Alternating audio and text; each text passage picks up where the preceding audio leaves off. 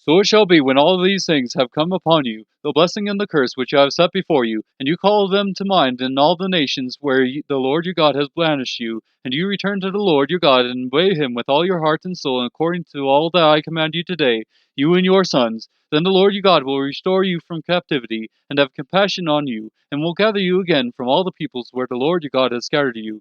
If your outcasts are at the ends of the earth, from there the Lord your God will gather you, and from there he will bring you back. The Lord your God will bring you into the land which your fathers possessed, and you shall possess it, and he will prosper you and multiply you more than your fathers. Moreover, the Lord your God will circumcise your heart and the heart of your descendants, to love the Lord your God with all your heart and with all your soul, so that you may live.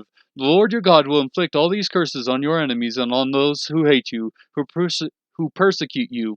And you shall again obey the Lord, and observe all his commandments which I command you today. Then the Lord your God will prosper you abundantly in all the work of your hand, in the offspring of your body, and in the offspring of your cattle, and the produce of your ground.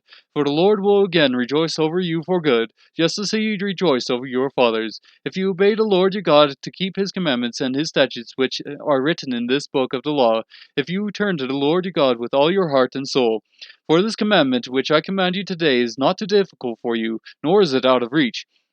It is not in heaven, that you should say, who will go up to heaven for us to get it for us and make us hear it, that we may observe it? Nor is it beyond the sea, that you should say, who will cross the sea for us to get it for us and make us hear it, that we may observe it? But the word is very near you, in your mouth and in your heart, that you may observe it. See, I have set before you today life and prosperity, and death and adversity, and that I command you today to love the Lord your God, to walk in his ways, and to keep his commandments and his statutes and his judgments, that you may live and multiply, and that the Lord your God may bless you in the land where you are entering to possess it.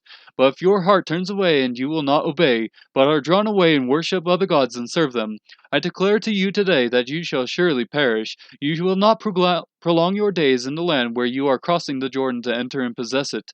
I call heaven and earth to witness against you today, that I have set there before you life and death, and blessing and curse.